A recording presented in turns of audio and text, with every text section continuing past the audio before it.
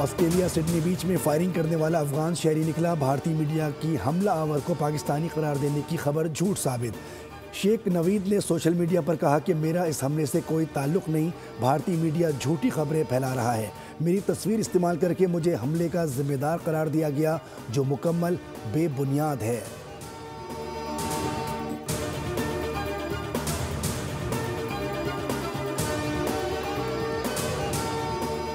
Australia کے شہر Sydney کے ساحل پر مسلح افراد نے شہریوں پر فائرنگ کر دی، 12 افراد ہلاک اور 29 زخمی ہو گئے۔ غیر ملکی میڈیا کے مطابق فائرنگ کا واقعہ سڈنی کے بوانڈی بیچ پر پیش آیا، جہاں 2 مسلح افراد نے شہریوں پر فائر کھول دیا۔ پولیس نے کارروائی کرتے ہوئے ایک حملہ آور کو ہلاک اور دوسرے کو حراست میں لے لیا۔ آسٹریلوی میڈیا کے مطابق مشتبہ حملہ آور کا نام نوید اکرم ہے، جو سڈنی کے جنوب مغربی علاقے کا رہائشی ہے۔ حملہ آوروں کی گاڑی سے دھماکہ خیز مواد بھی برآمد ہوا۔ فائرنگ یہودی تہوار کی تقریب کے دوران کی گئی، ملزم کے گھر پر بھی چھاپہ مارا گیا۔ آسٹریلوی وزیر اعظم اینٹونیو البانیز نے ساحل پر فائرنگ کے واقعے کو تکلیف دہ قرار دیا ہے۔ سبسکرائب کریں اور بیل دبائیں تاکہ کوئی خبر رہ نہ جائے۔